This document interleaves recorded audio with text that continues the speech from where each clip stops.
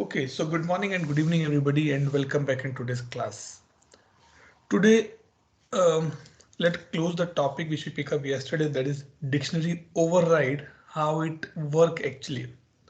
So I tried at my side and now I find out the problem that why it was not working yesterday.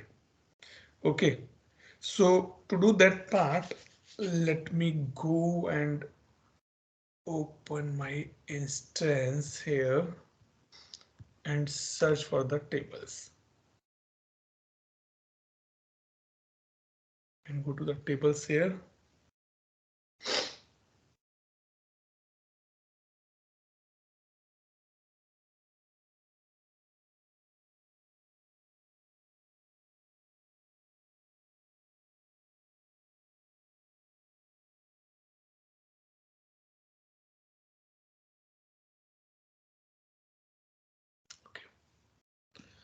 And let's search for the change.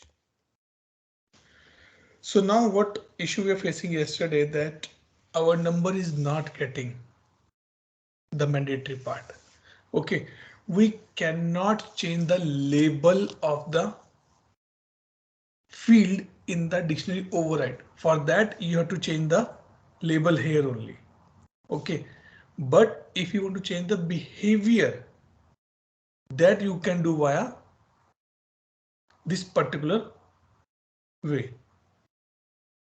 Okay, let me show you here. Let's say number. This one we were discussing yesterday.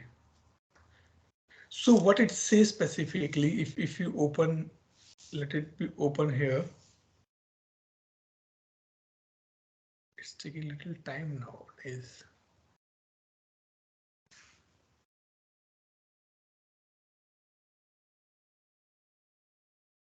Oh my God, it's taking a lot of time. Okay. And now if I go here in the dictionary override, you can open this. So now if you see that what it's saying, that as of now, which you are getting from the task table is these many information. Like this. It's a reference qualifier. They are not using any reference qualifier. Dependent, they are not using any dependent. Attribute, yes, they are using the attribute. But if you want to change the attribute, you have to be changed in the same lines only. Default value, it's showing like this. If you want to change, you can change by this only. Okay, so what I did yesterday, what we did yesterday by mistake, we put the reference qualifier like this. So maybe we can put the reference qualifier user, but to do this part, we have to be change the, if you notice here, type of this field as well. As of now, this field as a type of the string. So it will not work as a reference qualifier. To do that part, you have to be change the reference to means you have to change the data type, which is not allowed here. So it means if I say, let me come back here and show you or discuss with you. If I say how it works specifically, the dictionary override, you can change the behavior. Let's say I'm making a cup of tea. Okay. And I already make a tea now. Now, if I want to make it a little bit more sweeter, I can add more sugar on the top of that. But there's no way that I can reduce the sugar from this. I can reduce the sugar by putting the more milk on that. Okay.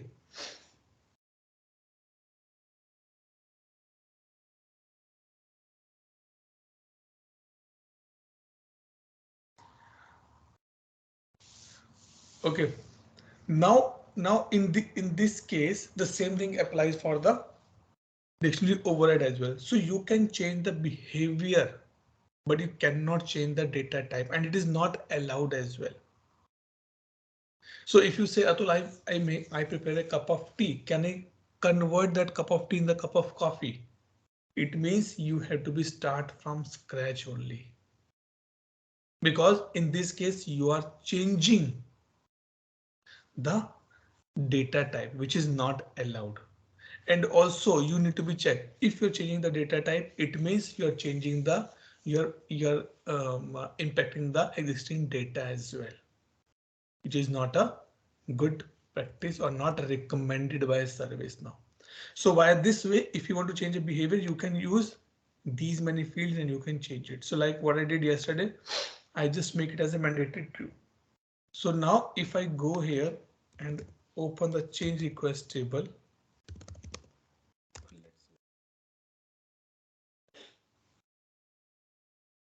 okay, and let's say change, create new, and go to the model here. Let's say go here.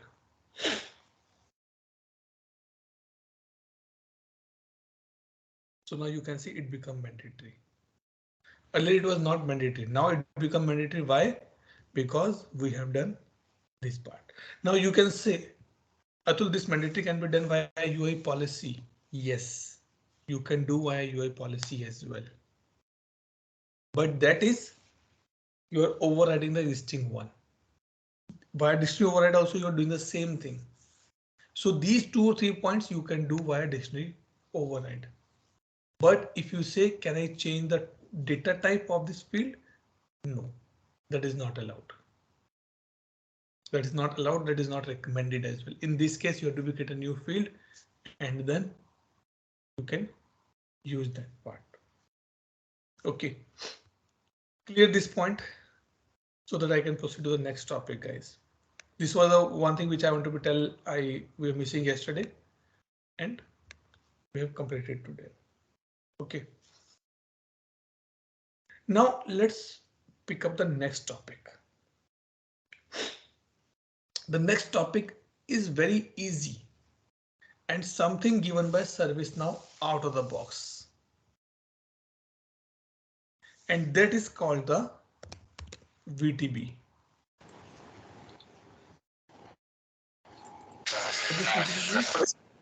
Visual Task Board.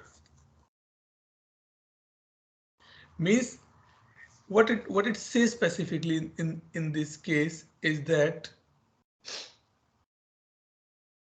if you want to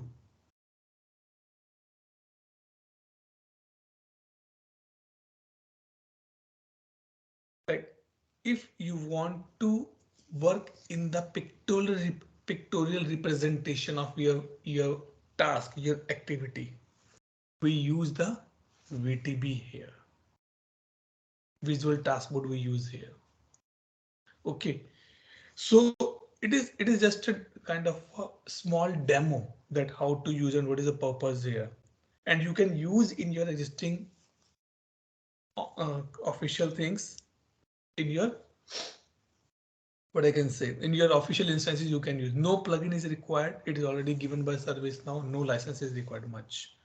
Okay, no, sorry, no much. I'm saying no extra license is required on that part. So what you can do, you can go here and go for the VTB. Search for the Visual Task Board. Okay, and click here. You can create two type of Visual Task Board. Okay, it's nothing. It's just like this way, like this. I want to do work like this and this, nothing else. Let me show you. If I open this,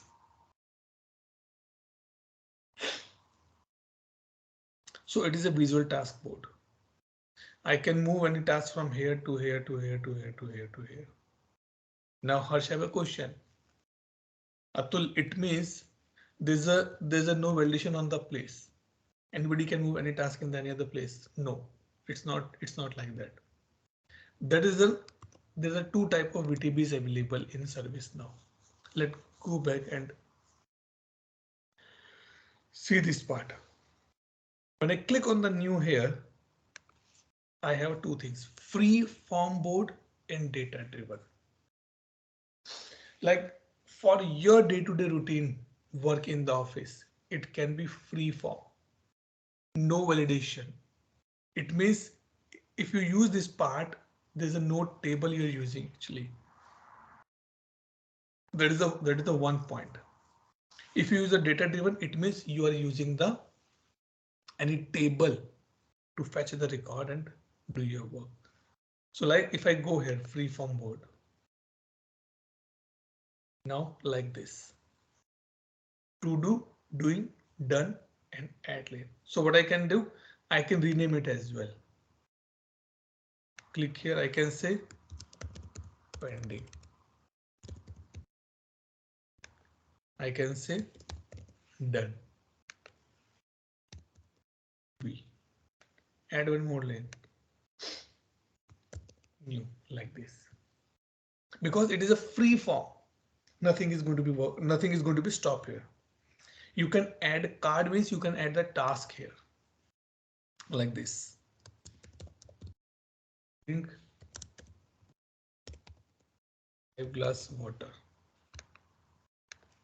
and have a fruit at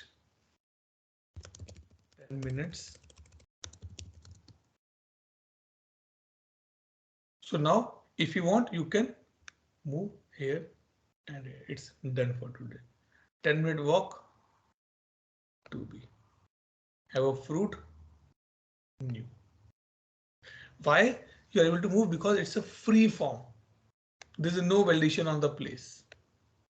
So you can do that part. But now again the question here. Atul, it is only for me. If I want to be assigned to someone else, yes. Open and you can assign to.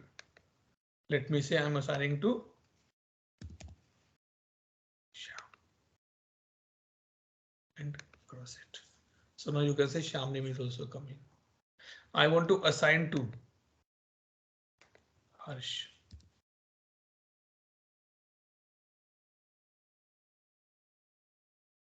It's there. So like this. And if you want to see the users, these are the users, you can add more members here. Let's say Jim. Emoji. Like this, you can edit. Just open one task and you can see some more things like details. Any due date you want to put, you can put it here. Any label you want to put, it's high priority, feature, idea, what you want to put. I said it's a high priority. Switch on. Now you can see the color has been changed. And now if you want to filter, you can do the filtration like this. I want to see only the high priorities. You can see here. But it is a free form. That is one thing important to be understood. You can rename it my daily. Clear the filters so that every record will be available. If you want to put a little bit more settings, go here and go to advanced settings. You want to change the color like this, you can change.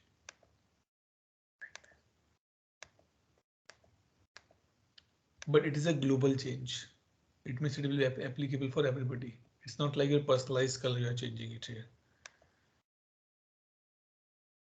Okay, a small one, nothing to be worried here. Nothing much to be worried here. Now, what is the second part of this VTB? It's called the data driven. Click on new and also data driven. It means here I have to be mentioned the table name. Let's say I want to be used on the incident table. Now it says how you want to show the verticals. I want to show the verticals via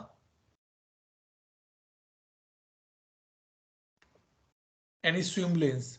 Like I'll show that swim lane means I want to show via urgency.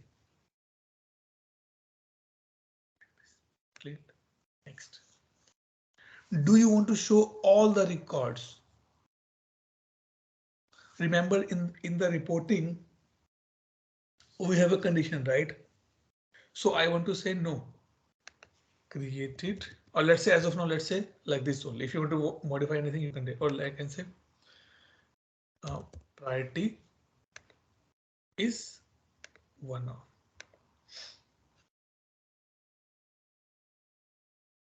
So it's in 99 records will be there. Create. So now board has been created for me. We use VTB in our project for our daily Scrum meetings. So now you can see total high priority 43 are there. Medium 53 are there. Low 3 are there. Atul, if I move this to some other place, let's say critical. So it's asking me the validations because you cannot move any incident to the priority one without adding this information. So I say configuration item is this, and it say UI policy has prevented making a change. The policy must have this thing information. And then I can save it. So now you can do, but it is a data driven. Remember, it will follow the verticals. It's giving me a school name.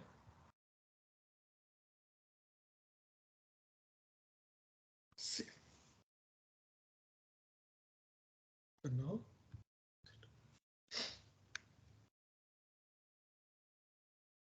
it's asking again.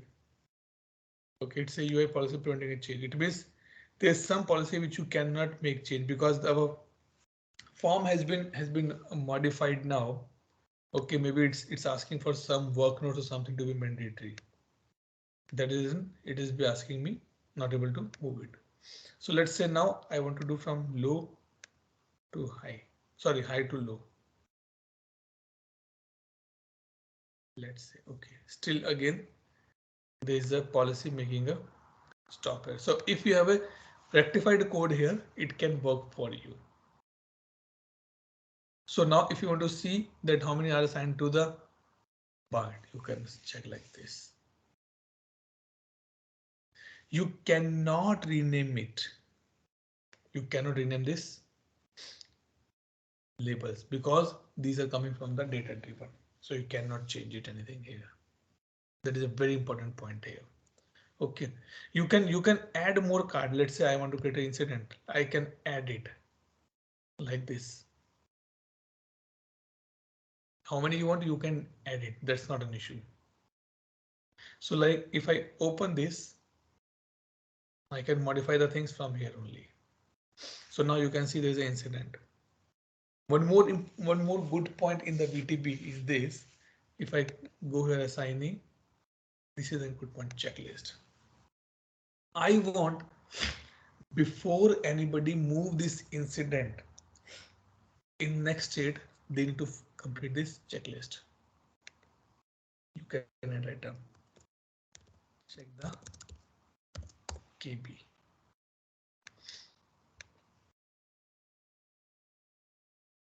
Welcome node. And say goodbye node. Okay, so these three need to be completed. So now if I go here and you can see this option is available here. If I want to move to the low, will it ask something for me? It's asking for the basic information, that's fine. But it will, you can put a validation that how many are getting closed here. You can do that part. Tick, tick, and tick.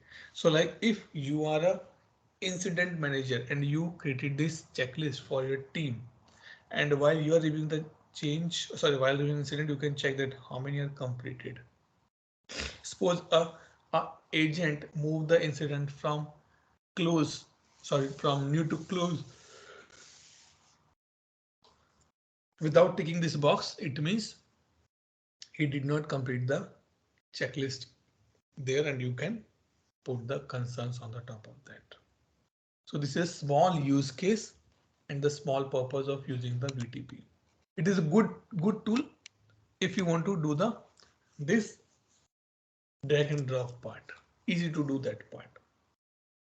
If you want to make a little bit more changes, I guess go here on the activity part. Sorry, not activity part here. Click on the settings part. Go to the advanced swim lanes like this. I don't want to show the all like this, but I want to show only few limited. Like this, you can do it as per totally your requirement. It's up to you how you want to be use it. Okay, I'm just checking one more option to this. Yeah, here details. So if you want to change the filter here, you can change it from here. Edit filter like this. Let's say I want to show a state. I want to change the swim lane. Let's say I want to change my swim lane from this to I want to go for the state wise. Can I do a change here? Yes, you can do it from here. Vertical should be state wise now. Right, so it's saying if you are making changes, I need to do it again. Okay.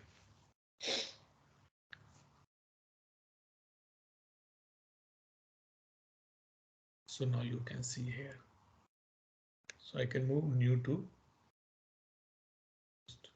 It will ask me the mandatory information, then it will close it for me. So these things you can do it very easily here. And if you want to share this board, you can just share this link and your work has been done. Clear everybody for the VTB part. Small one, nothing much. It is just an addition in your day-to-day work only. Any doubt anybody have here? Jimmy, Yogesh, Harsh, Nikichi, Edie, Moji. Okay, good. Now the next topic is on this part. Let's say Agile. Because nowadays few topics will be theoretical, few are the practical part here. Okay.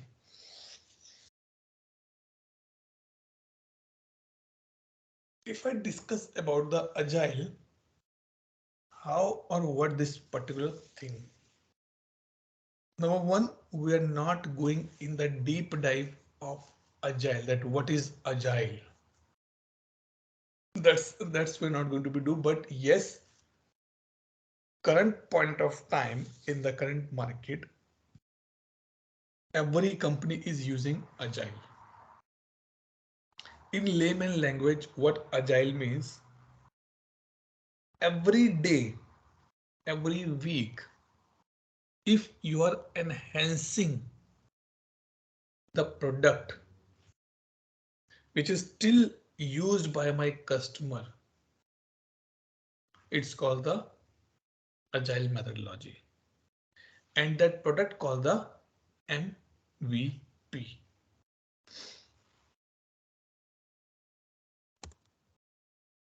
Minimum viable product. So if I say that our training is using the Agile methodology, because every day you're learning something new and you're adding in your knowledge, you're adding in your mind. All right. And now if I say, okay, guys, just check the day one when you started this particular journey with me, and now how much difference it is. You say, Atul, we have a good knowledge. Now we are be able to appear for the interviews. We can speak, we can talk in the ServiceNow terminologies, right? So that is the form of the or the way of the Agile. Okay. Now in our companies, we are using the Agile and we are creating the user stories. Okay. What is the user story? Because I'm not going anything more in that part. Because in the interview, it can be asked to you. Have you worked on the Agile? Do you know what is the user story? How to create that part? Then you should know that, okay, yes. Okay. So what is the user story means? User story means that the the requirement which you need to be work upon is called the user story. The minute level. If I say, Shyam, can you make a cup of tea for me? Shyam said, yes, I can make. But how you will write that in the form of the user story? So user story contain two major part. Number one is your requirement and number two is your acceptance criteria. I'm saying this thing why? Because because you should know that what you want to be developed. So this is the work which I do in day-to-day life. I'm a business analyst and I write the user stories. But I'd say a agile user story has a format. What it say, as a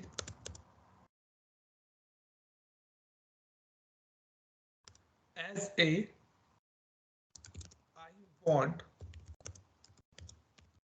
that as a end user I want to have a cup of tea so that I can feel good. Okay, so now if I say, let's say, Harsh, why you joined this training? Harsh says, Atul, as a service now resource, I want to enhance my knowledge so that I can switch my job or I can get career progression and promotion in my current job. This is what the requirement, but it is a very broad requirement. So what we do, we divide the user story up to that level, which is unbreakable further. It means if I say Harsh story now as a service now or as a fresher, I want to learn email notification configuration in ServiceNow so that I can build a notification in my project for my customer. This is still a broader user story. As a ServiceNow fresher, I want to learn that how to set up the email accounts in ServiceNow so that I can configure an email notification. It still look better. If you can break this little bit more, then good. But otherwise, it is a nice way. So persona means on which capacity you want to build this particular story, what you want and what value you are going to be received from that. That is the first part of the user story. The second part, if with the help of this training you get a good job, only then you will say, Atul, your training was good. So in the acceptance criteria, we have when, then, then, and what it says, when, then, it's a two terms. Let me check here. User story acceptance criteria format. This one, scenario given and scenario when and then. So what it says? Scenario. When Harsh will say that Atul, I'm saying yes, your training is fulfill my requirement. So as a ServiceNow fresher, I want to learn ServiceNow ITSA module so that I can get a job in ServiceNow area. Acceptance criteria. Once I get a job, or I can say, if I appeared for an interview, when my training completed and I got a job offer, I'll say, yes, your training is helpful for me in this area. So it is very much important because this particular thing developer read and they create the story. I'll give an example, but don't take it otherwise. Okay, let me put a disclaimer here. Don't take the otherwise. If you see the race course, right? Race course, people put money on the horses. This is my horse, this is my horse, this is my horse. And jockey take the chance and he do best in the race. But did you notice that horse has a too small dark color, or maybe in the leather format, something near to his eyes? What is the purpose of keeping that one? Let me say what I'm talking here. Okay, let's go like that only. Okay, what is the purpose of keeping that the two kind of a fold near to the eyes? Anybody can tell. What is the purpose?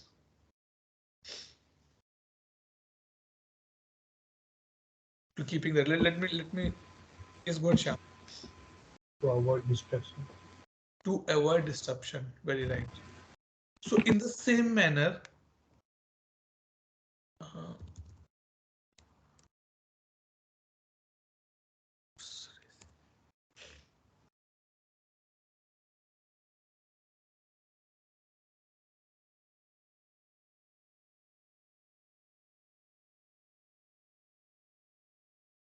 yes, okay. Let me come back. Sorry, let me share it again. It says it gives the trainer control over both sides of the horses. Sorry. You're talking about the lines on the horses. Yes. Um, is it for the purpose of giving the trainer control over both sides of the horse? It can be one reason, but the another fact which I want to be added here is that when you put a story in front of a developer, he did not bother that what spellings or what points you mention. He understand and he build the story for you. I'll give one example that why I'm saying that it is very much important for a BA to write a good story, write a good user story. I write a story for my development team where I say that if user click on the approve button, he will get a pop-up message, and the message should be, thank you so much for your comment. We will revert back to you. By mistake, I write the wrong spelling. Sorry, plus we will revert back to you. Please give us signing authority via this email. In that same message, we put it. By mistake, I write the signing spelling as a singing spelling. Okay. And my developer copy paste that same content and put into the system. And it went on the production as well. Then in the production, customer is a concern. Hey, the spelling is wrong. We reach out to the developer. Why you did not pick up the right things? Or why you do these things? He said, listen, I copy pasted the content which you given to me. My work is to build the logic, not to check the spellings. So it means the user story must be very clear and crisp so that the developer can read and build the logic according to that part. If developer is asking a lot of question on the story, it means you did not write a story in a well mannered. Okay. Now the question comes, Atul, you're telling us a good story here, how this can be achieved in ServiceNow. So ServiceNow introduced a module called the Agile 2.0. Okay, Agile 2.0. What this says that in the Agile we have a, what I can say, feature. Sorry, we have a epic. We have a feature, and then we have a stories. And then we have a task. Epic means, let's say I want to build a house. So I can say house is my epic. Okay. Or basically house is not an epic, house is a demand for me. Epic can be to build the bedroom, living room, kids room, garage, swimming pool, and garden. These are my epics. Under the epic, I have a feature. Like in the living room, I want to do interior work. That is one feature. I want to do the sound system work. That is second feature, but it belongs to the living room only. And then under that, we have a story.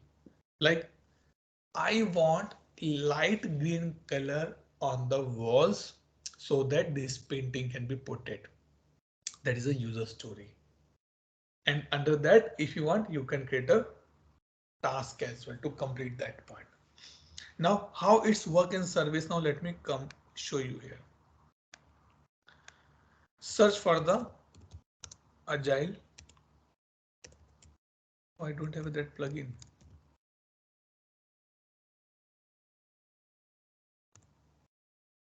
I don't have that plugin. Come on.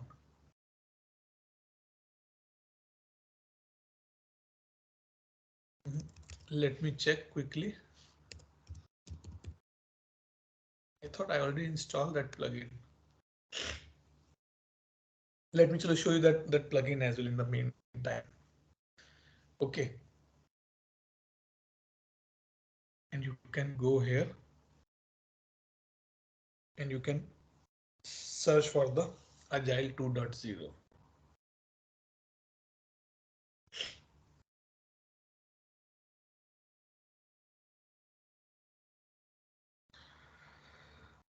Oh, yes, here.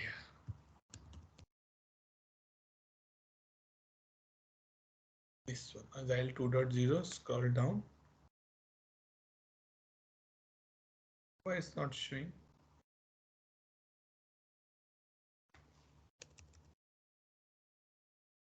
Agile. This one, Agile development, we can pick up, right? Let's see if anything else is there. This one, Agile 2.0. Will it do the same? Will it contain this as well? Let's see. Yes. Let install quickly. It will take few minutes. It will done. Not a problem. Okay. Why it's not started?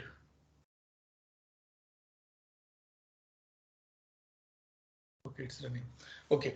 So now in this case, we are just installing this plugin. It will be activated in a few seconds here. Okay. Well, let me cancel this and let's go here only install.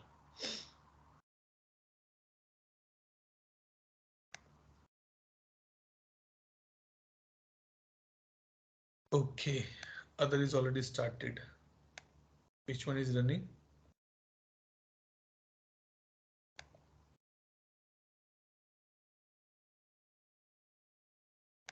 something is running or not.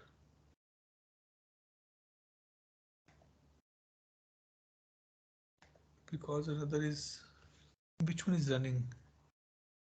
Come on. Let me reload.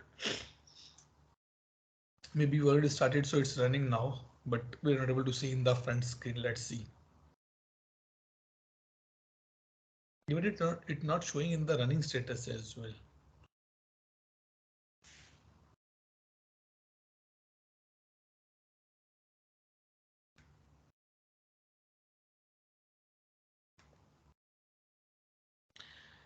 Another operation running CI/CD operation.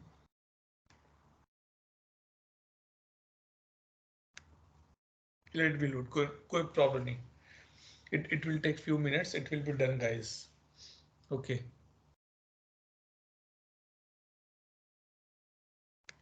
Apps available. Not any update. Not it's running something, but it will done. Okay. So now basically it is more on the this part I can say. So you can see currently running is this one. Okay. So this thing it will done in few seconds. I'm sure. Okay. So now let me show you some examples here. User story example. Because more before you go for service now, you should understand this user story part.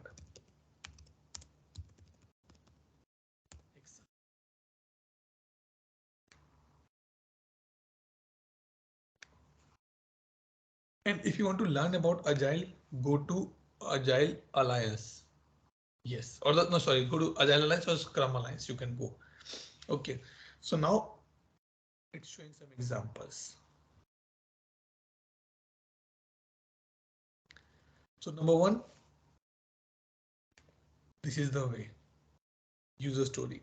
As a description of a user, I want so that. Until unless you will not put the benefit, the value, I will not understand your user story. Because this part is for the, this part is for the business. Let's say Harsh is started his college now. Okay. And he approached to father. Dad, I need a bike. Our Indian's father, the first question, why you need a bike? Now Harsh become the agile way and say, as a human being and a teenager or adult, I want to go to school or I want to go to college to get my degree so that I can get a good job. To do this part, I need to be travel via bus, which is hectic. So I need a bike here. So he's giving the benefit. And he put more benefit. It will helpful in the homework as well. I can take mom, my sister from home to market or somewhere else as well if they required. So he's putting the benefits. Then you have to give the acceptance criteria.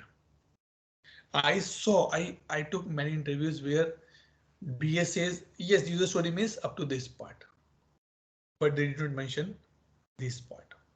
It is very much important, guys. So don't miss out this part. Okay, don't miss out this part that it is not important. It is equally important. Okay, so that is the part here. It's still loading for me. Okay, so that is the first part. Let's see example.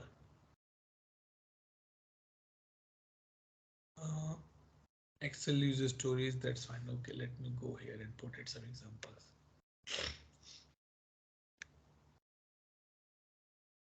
Like this. As Max. Okay, in the user story, never mention the user name. We use the persona.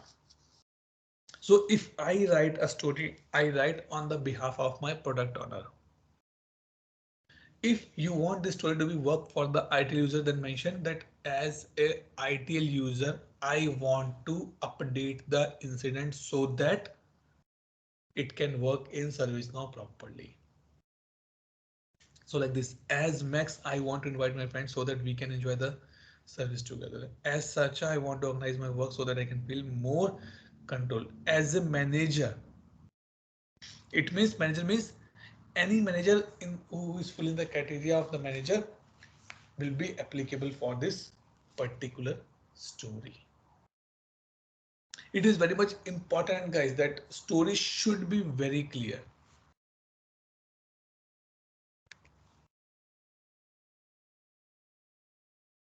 Okay, we'll see the story writing in tomorrow's what I can say call.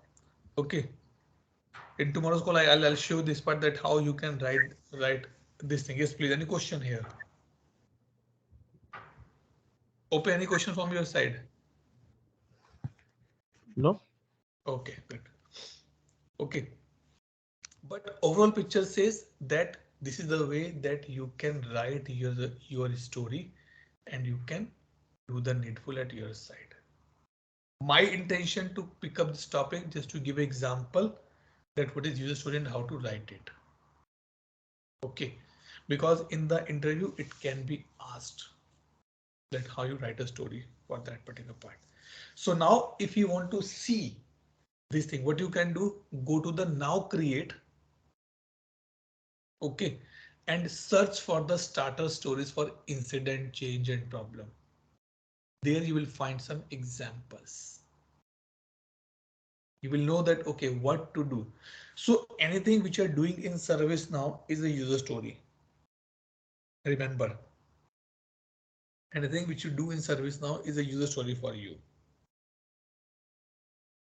Starting from adding one click or one dot till the anything else you do in the service now. This is what the agile which we discuss today. Clear everybody till this point? Any question? Now your practical part is very less. That is why I'm giving you time to revise your things so that you can appear for the interview very quickly and very easily. Okay, let's pick up a small more topic and then we'll close for the today's call. If this plugin get installed, that will be good. Otherwise, we'll pick up this plugin tomorrow. Okay, now one more thing important to understand is called the Instance Security Center.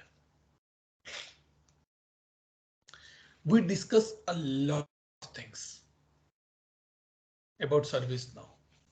ServiceNow user, licenses, incident change, problem, request, task, notification, SLA, catalogs, and all the things. But we did not discuss about the security. Yes, security we discuss about the ACL. That's true. We discuss about the ACL. But now let's take example. You are running a shopping mall. Okay. A mall which has approximately 30 to 40 shops. You rented out that particular shops to the different people in the market. Okay. Now, as an admin of that shopping mall, you set up a security team, right? Generally, we go to the mall, we say that guards are sitting outside, insides, and they're roaming here and there. And we see, don't know what the people do, what work they do. But they are working on the security. In the same manner, I have to be make sure that if I am providing ServiceNow instance to my customer, it should be secure. And how you can get to know that it is secure or not, or what type of security, what type of threats, what's going on in my instance. From the security perspective, I will use the module called the Instance Security Center. Let's come here.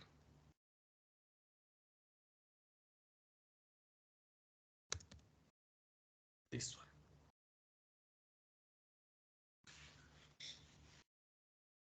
It has a portal, ISC, Instance Security Center. It's a very small topic, 5 or 10 minutes topic, nothing much, because this topic came into the agenda. I was learning something in ServiceNow. I was searching something else in the ServiceNow, and then I found this particular module, and I thought, let me give you detail about this.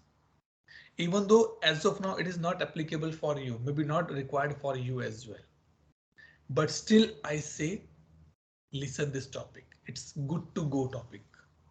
Okay, so now what is saying, this particular page or this particular instance is accessible only to the admins, not to anybody else. Okay, look like it's a portal. Yes, it's a portal. Definitely it's a portal only. It will give you a picture in a one place. So like this, if you can scroll down like here, session management, click. How many users are logged in my system?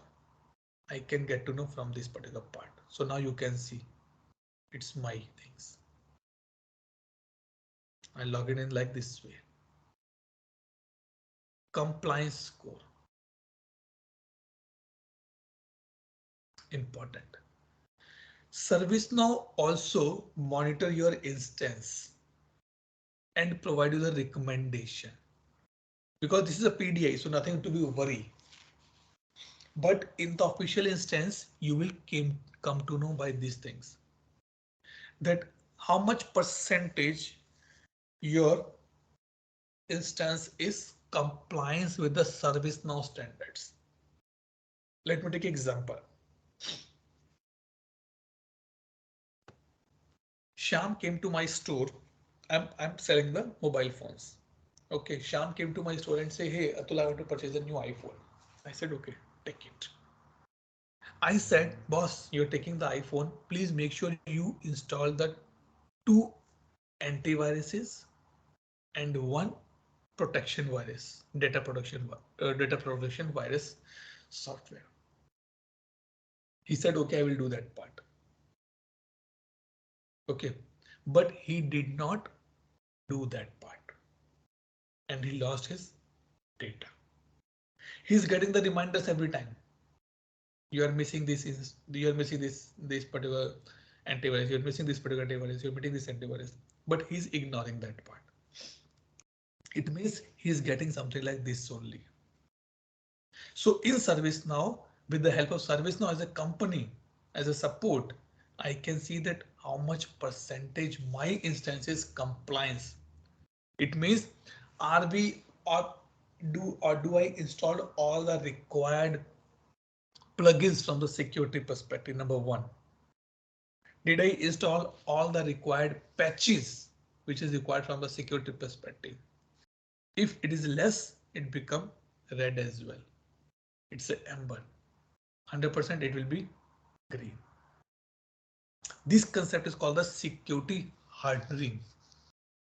Hardening, you can see in the tooltip. Let me show you here. See.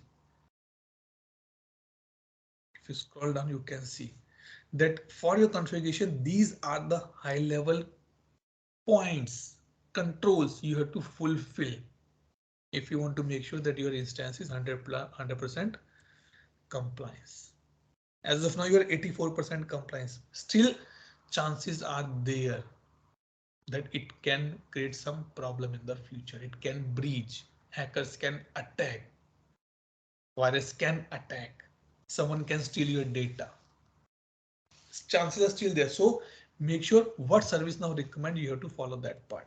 So now you can see on this part I'm compliant, but on this part I am non-compliant. So if you're a developer, you can understand that what need to be do here. Then you can see attachment compliance. Attachment I'm 100% compliance. Email security compliance. Input validation compliance. This is the high one. Go to the medium one. I'm talking about this section. So now you can see the percentage score as well.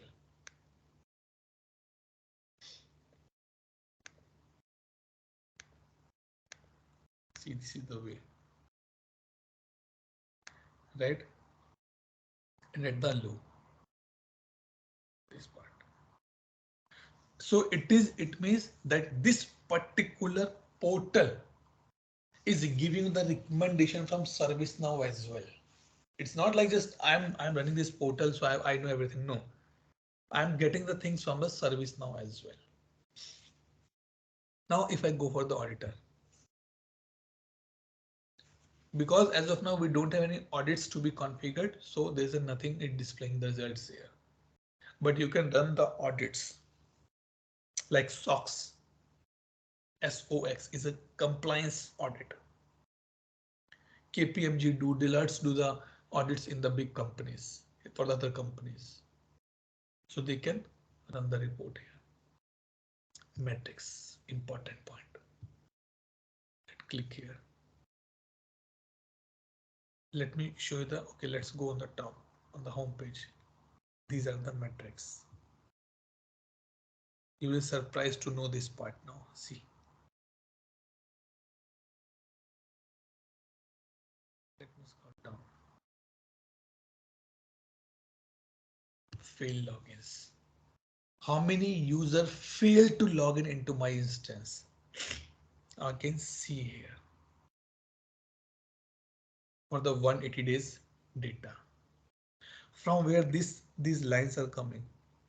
There's a module in the service now that is called the PA. Performance analytics. From there it is becoming. It is not part of our agenda, guys, so nothing to be worried. But it's a good one. So it shows that how many times the user failed to log in. See. I, as a security admin, notice that every day approximately 6 o'clock in the morning, 5 users try and they get a failure login. It means suspected. They're the suspected one. It means some hacker trying at the same time every day and getting failed. I need to be checked that who is that user who's getting failed. It's saying must have a PA license. If you want to see the record, you can see like this. If you want to compare, you can compare the data as well. Because we have no query, so it will not work for us here. Let me show you some other part. Go to metrics.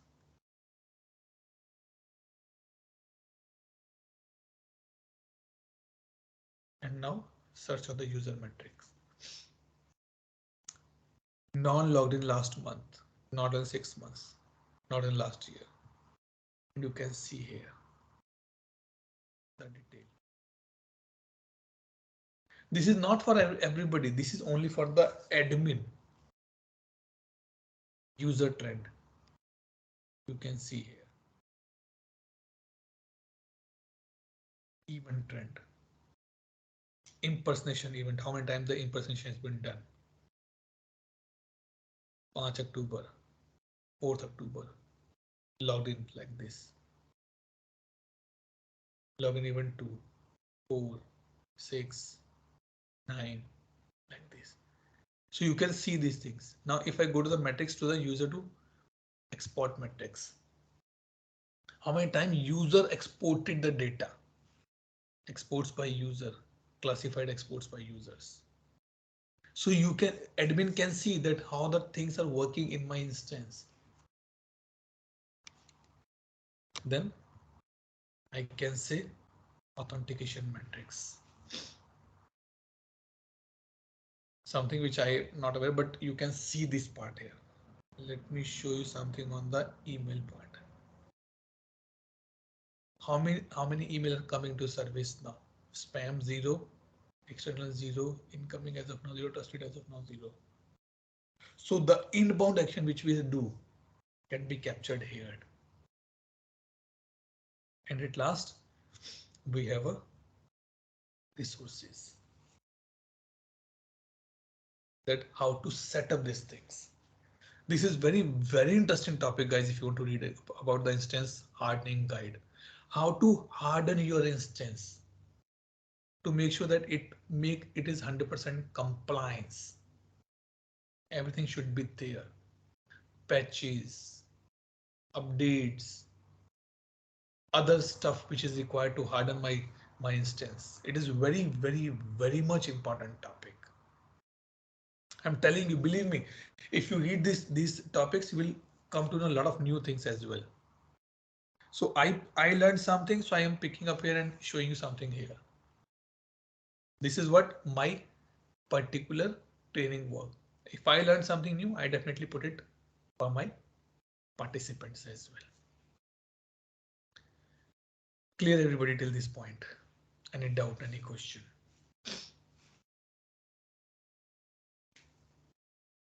Jimmy, Yogesh, Ola, Ope, Moji, Harsh, Nekichi, Ed.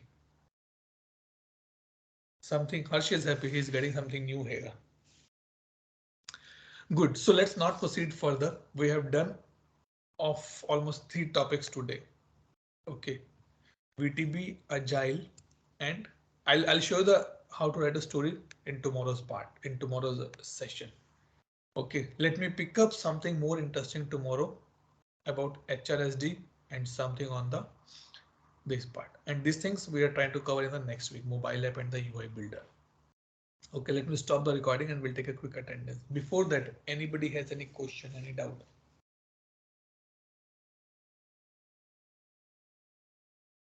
Okay, silence is gold here. So I'm stopping my recording.